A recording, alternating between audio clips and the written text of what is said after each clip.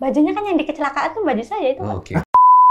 Dia cuman bilang mau nyelesain masalah sama Eki. Oh, ada karena masalah. di saat yang ketemu malam minggu itu, dia keadaannya lagi putus sama si Eki.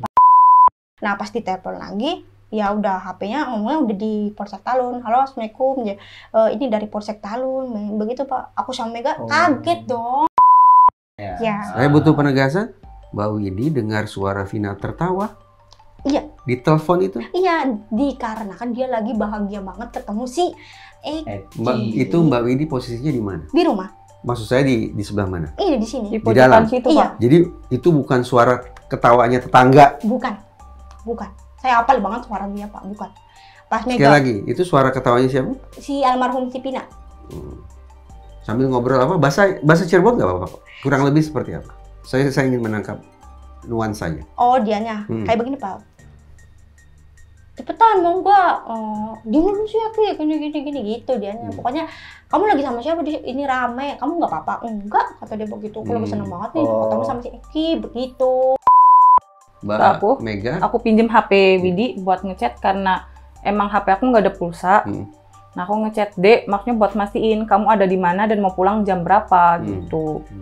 Tapi udah nggak ada respon sama sekali. Kita itu nunggu duduk di kursi depan.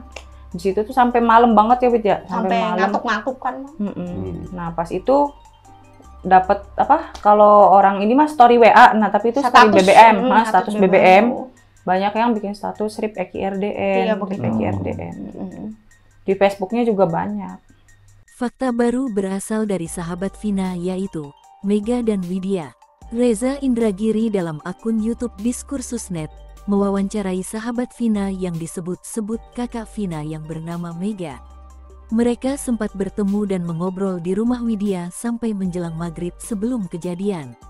Widya mengatakan, baju yang dikenakan Vina saat kecelakaan adalah baju milik Widya yang dipinjam Vina sebelum Vina pergi bersama Eki.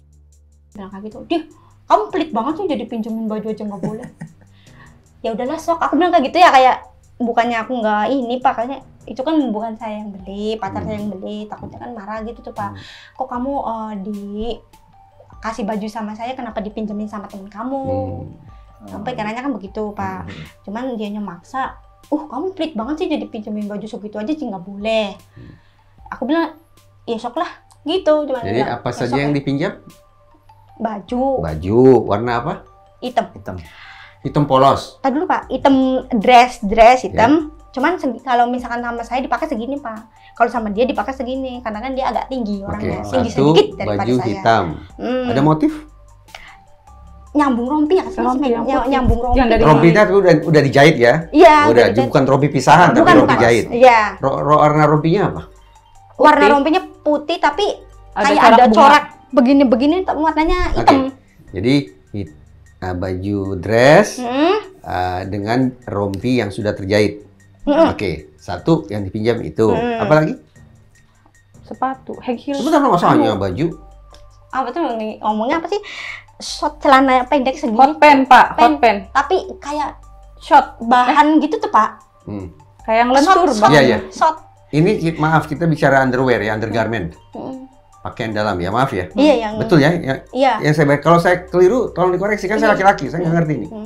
Kalau celana dalam kan emang udah celana dalam aja. Kalau dia mah dobelan lagi biar nggak kemana-mana kelihatan, dia pinjem yang segini, bukan hot pen. Satu pinjam dress, yang kedua pinjam hot pen tapi bahannya bahan kain. Sebut aja hot pants dulu ya. Iya. Itu ketat ya, hot pen ketat ya. Hot pants warna apa? Hitam.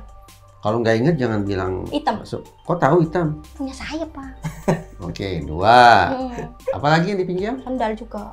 Widya juga mendapat cerita dari Vina sebelum kejadian, bahwa hubungan asmara Vina dan Eki sedang putus. Widya mengatakan, Vina akan hendak pergi keluar bersama Eki untuk mengurus masalah hubungan Vina dan Eki pada malam itu, tepatnya menjelang maghrib. Dia cuma bilang mau nyelesain masalah sama Eki. Karena di saat yang ketemu malam minggu itu, dia keadaannya lagi putus sama si Eki, Pak. Begitu. Nah, terus aku bilang, jadi di hari itu dalam hubungan mereka sedang putus gitu. Pada tanggal 27 itu mereka sedang putus. Itu Vina yang cerita lagi putus sama Eki. Di sini? Enggak, lewat chat. Oh, lewat chat. Kan dianya kan, orang kamu lagi putus sama Eki. Orang kamu lagi putus sama si Eki. Kok kamu ketemu sama si Eki? Kan kayak derakunya juga, Pak. Kan lagi berantem, masa ya ketemu. Nah, terus kata dianya, iya mau menyelesaikan masalah sama si Eki. Aku nggak nanya masalahnya apa. Nah, itu BBM-nya itu kapan? Itu lewat BBM kan? Sebelumnya minta jemput sih. Oh, sebelum minta jemput. Nah, terus begitu, udahlah kamu jangan banyak nanya. Dia bilang kayak gitu. Aku cuma nanyainnya, kamu jangan malam-malam ya. Akunya sendirian sama adik aku. Meganya kan keluar. Itu perkataan Mbak Widi saat sebelum Pina keluar. Pina lagi pakai sandal di depan pintu. Jam berapa itu kira-kira? Jam 6. Jam 6 ya. Tapi belum maghrib, Pak. Belum. Jadi begini, Pak. Pas saya lagi teleponan sama si Pina, karena dia ngajak main, dulu tuh pokoknya jam 10 pas tuh, Pak. Si almarhum Pina itu SMS dulu. Kamu ada di mana? Mau ikut main enggak? SMS begitu. Mau ikut main enggak? Mau ikut main enggak? Jam 10 itu? Ya, jam 10. Sama saya balas lagi, Pak. Enggak, asok kamu aja, nanti saya dimarahin sama pacar saya. Pas saya SMS begitu, enggak lama kemudian, hitungan menit, enggak menit, Pak. 5 menit kemudian dia telepon. Itu udah lewat dari jam 10 jam berapa? Iya, jadi SMS itu agak jam 10 lebih berapa, lebih 5 menit. Lebih sedikit aja, Pak. Habis SMS begitu, nggak kemudian lama sih Pina nelpon. Ini belum datang dulu, Pak. Pas begitu dia nelpon. Kamu ada di mana? Kan udah aku bilang aku ada di rumah. Emangnya kenapa? Kamu mau keluar enggak? Enggak. Ayo sih J, kalau misal kamu keluar, bilang begitu. Tapi si Pina lagi nelpon sama saya, keadaannya emang nggak lagi sengsara atau nggak lagi apa-apa, lagi bener-bener seneng banget. Di situ banyak gerombolan lagi ketawa hahaha gitu tuh. Tapi banyak suara motor mobil aja, nggak fokus ada di suatu ruangan, enggak. Aku bilangnya, enggak kamu aja, bilang gitu. Ayo sih, akunya ada di Sumber. Mbak Widya bisa memastikan ya, itu teleponnya terjadi antara jam 10 tapi kurang dari jam 10.30. Kalau kamu mau aku jemput sekarang. Nanti kamu boncengnya sama temennya si Eki. Kebetulan dia nggak ada boncengan belakangnya. Pada pukul sekitar 10 malam, tidak ada tanda-tanda bahwa Vina sedang dalam terancam was-was ataupun sedih. Widya mendengar suara telepon Vina masih dalam keadaan senang bahkan tertawa ria bersama Eki. Ya. Saya butuh penegasan, Mbak Widi dengar suara Vina tertawa? Iya. Di telepon itu? Iya, dikarenakan dia lagi bahagia banget ketemu si Eki. Itu Mbak Widi posisinya di mana? Di rumah. Maksud saya di sebelah mana? Iya, di sini. Di dalam situ, iya. Pak. Jadi itu bukan suara ketawanya tetangga? Bukan. Saya hafal banget suara dia, Pak. Bukan. Pas Sekali lagi, itu suara ketawanya siapa? Si almarhum si Pina. Sambil ngobrol apa? Bahasa Cirebon nggak apa-apa? Kurang lebih seperti apa? Saya ingin menangkap nuansanya. Oh, dianya. Kayak begini, Pak. Cepetan, mau nggak? Gini lu sih, Ki. Gini gitu dia. Pokoknya, kamu lagi sama siapa? Ini rame. Kamu nggak apa-apa? Enggak, kata dia begitu. Aku lagi seneng banget nih ketemu sama si Eki, begitu. Mbak Widi sempat nanya, kamu nggak apa-apa ke Vina gitu ya? Kamu nggak apa-apa, tak? Nggak apa-apa. Orang aku lagi seneng-seneng aja sama si Eki, begitu. Jadi ceritanya tuh udah rujuk tuh ya? Iya, udah rujuk. Jam 10-an lewat itu, udah rujuk nih ceritanya. Udah baikan gitu. Udah, maksudnya ya pokoknya ketawa bahagia banget gitu, Pak. Hingga sampai Mega dan Widya melihat status BBM teman-temannya dan medsos Facebook bahwa Eki telah meninggal kecelakaan. Mbak Mega, aku pinjem HP Widi buat ngechat karena emang HP aku nggak ada pulsa. Nah, aku ngechat Dek, maksudnya buat mastiin kamu ada di mana dan mau pulang jam berapa gitu. Tapi udah nggak ada respon sama sekali. Kita itu nunggu duduk di kursi depan. Di situ tuh sampai malam banget ya, Wid ya. Sampai ngantuk-ngantuk kan. Nah, pas itu dapat apa? Kalau orang ini mah story WA. Nah, tapi itu story BBM, status BBM. Banyak yang bikin status RIP Eki RDN, RIP Eki RDN. Di Facebooknya juga banyak. Jadi SMS tuh udah banyak banget akunya tuh, Pak.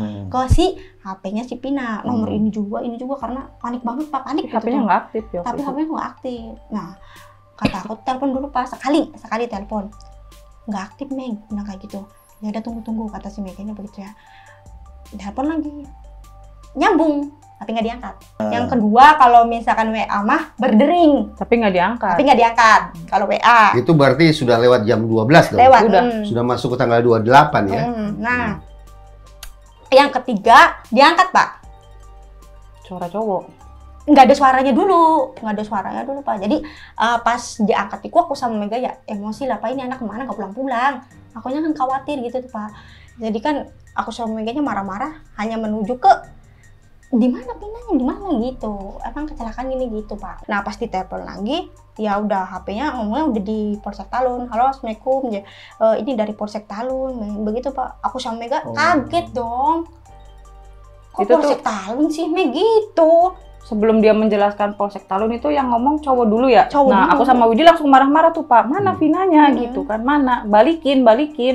Tapi nggak diangkat. Nah, terus selesai kita ngomong marah-marah gitu, nah sama dianya baru dijelasin kalau itu dari Polsek Talun.